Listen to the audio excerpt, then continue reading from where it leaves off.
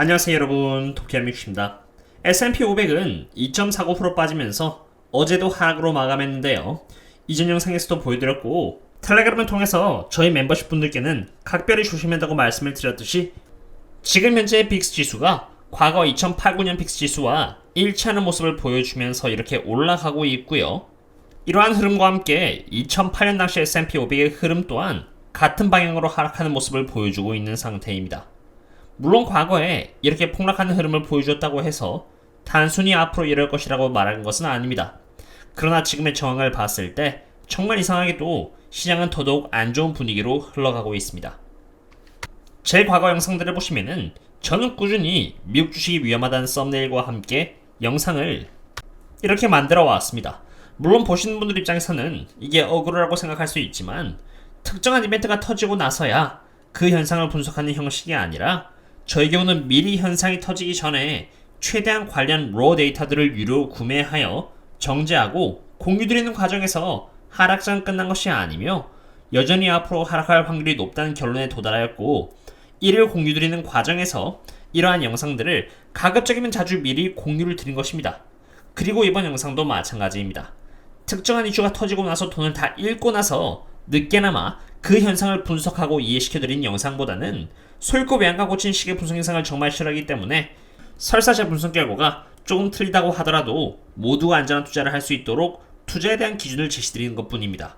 물론 CPI 결과는 제 분석의 예상 밖이었지만 CPI 결과 당일날 올라가다가 그대로 하락을 해주었고, 주가의 흐름은 제가 분석드린 거시현재 관련 데이터들을 보여주고 있는 그대로 흘러가고 있는 상태입니다. 미리 멤버십 분들께는 어제 제가 바로 인폼을 드렸지만 어제 주가가 크게 하락한 이유는 유럽 중앙은행에서의 매우 매파적인 스탠스 때문이었습니다. 유럽 연준은 이번에 50bps를 올리기로 했고, 그것도 모자라 다음번 금리도 그렇고 그 다음번 금리도 50bps를 올리겠다고 했습니다. 굉장히 매파적인 스탠스를 보여준 것이죠. 거기다가 추가로 이렇게 피버팅은 생각도 하지 말라고 강한 어조로 마무리를 지었습니다. 피벗스트에서는 꿈깨라고 말을 한 것입니다. 이처럼 저는 매일 거시경제 지표의 상황과 S&P 500과 같은 지표가 하락함에 따라서 정말 좋은 기업들이 저평가가 되었을 때 분석을 들여서 좋은 기업들을 가급적이면 싼 가격에 줄 수 있도록 객관적인 데이터를 제공하고 있습니다. 저 또한 함께 투자를 하고 있는지라 매크로적인 지표와 기업의 밸류에이션 그리고 차트를 감안해서 투자를 하고 있으며 월급은 한 달에 한 번밖에 안 나오기 때문에 굉장히 좋은 기업을 저평가 때 잡아나가는 것이 정말 중요하다고 생각합니다. 이러한 저희들과 함께 장기 투자를 해나가고 싶다면은 언제든지 이 링크를 통해서 조인하신 뒤 커뮤니티에 남겨져 있는 멤버십 전용글을 통해서 접속해 주시면 되겠습니다. 그리고 이로 인해서 유럽 국가들의 2년 국채금리가 날뛰었습니다.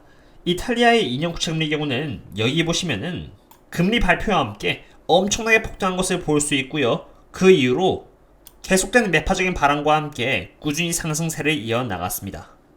그럼 독일은 어떨까요? 독일의 경우는 0.2%가 단번에 오르면서 2.42%가 되었고 엄청난 폭등을 보여주었습니다. 2년 국채금리가 오르면서 주식에 대한 기대 수익률이 채권 대비해서 상대적으로 크게 하락했고, 이에 따라 독일의 닥스 지수는 3.3%로 크게 하락하면서 여기 상승 트렌드에 대한 브레이크가 걸렸고 하락 추세로 이렇게 방향을 전환했습니다. 이렇게 되면은 독일의 닥스 지수는 13,700까지 하락에 노출되게 됩니다. 유럽 쪽에서의 국채금리에 가파른 급등이 나오자 미국 시장 또한 타격을 입었습니다. 여기 미국 2년 국채금리와 독일의 2년 국채금리의 차이를 의미하는 스프레드가 보시는 것처럼 이렇게 크게 하락했는데, 독일의 2년 국채금리가 2.42%까지 크게 오르면서 미국의 2년 국채금리를 상회하였고, 그 두 개를 뺀 것이 바로 스프레드이니 당연히 스프레드는 큰 폭으로 이렇게 하락하게 된 것입니다. 미국의 연준은 이것을 가만히 내버려두지는 않을 것입니다. 금리를 올릴 예우가 된 만큼 강한 경제를 갖고 있고, 연준은 달러를 강달러로 만들어서 한때 풀렸던 달러를 다시 미국으로 끌어들이고 하고 싶어 합니다. 스프레드가 이렇게 하락한 채로 놔두면은 달러는 계속 유럽으로 빠져나가는 것이므로 미국 연준은 금리를 더 올려야 되고 이 스프레드의 격차를 낮추기보다는 높이려고 할 것이기 때문에 이에 따라 S&P 500은 하락으로 반응을 한 것입니다. 참고로 국채금리가 올라가면은 S&P 500은 하락합니다. 지금 보시면은 2023년 12월 기준으로 Federal Funds Future Rate는 고작 4.5%밖에 반영을 하고 있지 않습니다. 연준이 5.1%까지 금리를 올린다고 말을 했고 시장이 이것을 FOMC 당일날 아주 쬐끔 반영하긴 했지만 지금 Federal Funds Future를 보시면은 여전히 4.5%로 5.1%가 전혀 시장에 반영되지 않았습니다. Fed Funds Future가 5.1%까지 올라가는 과정에서 S&P 500이 하락하면은 그것이 반영되는 것이지 단순히 연준 의장이 5.1%를 최종 금리로 하겠습니다라고 말을 했고 이에 따라 주가가 약 2% 정도 빠졌다고 해서 시장이 반영을 했다는 것은 그냥 뇌피셜에 지나지 않습니다. FOMC가 지난 지 며칠 됐고 저와 여러분들도 최종금리가 5.1%가 된 걸 다 알고 있고 시장도 빠졌으니 반영되었습니다라는 의견은 그냥 한 사람의 의견에 지나지 않는다라는 의미입니다. 실제 이런 것처럼 로 데이터가 전혀 그렇지 않음을 보여주고 있는 상태입니다. 만약 Federal Funds Rate가 빠른 시일 내에 4.5%에서 5.1%로 올라가지 않는다면은 연준은 비공식적인 수단 또는 여러 연설의 기회를 통해서 긴축적인 스탠스를 계속 보여줄 것입니다. 5.1%가 올라가는 과정에서 주가는 꾸준히 하방 압력을 받을 것이고 그것이 바로 실제로 반영되는 과정입니다. 물론 방금 보신 것은 어디가지나 거시적인 데이터입니다. 거시적인 데이터를 떠나서 S&P 500, 나스닥 그리고 다우지수가 모두 지금 밸류에이션적으로 고평가를 받고 있는 상태입니다. 개별 기업이 저평가할 때 투자한다거나 혹은 잘 찾아오진 않지만 지금과 같은 인플레이션으로 인해서 지수가 저평가가 될 예정일 때 그때 투자하는 것이 사실 장기 투자 관점에서 본다면은 절호의 기회가 될 수 있는 것입니다.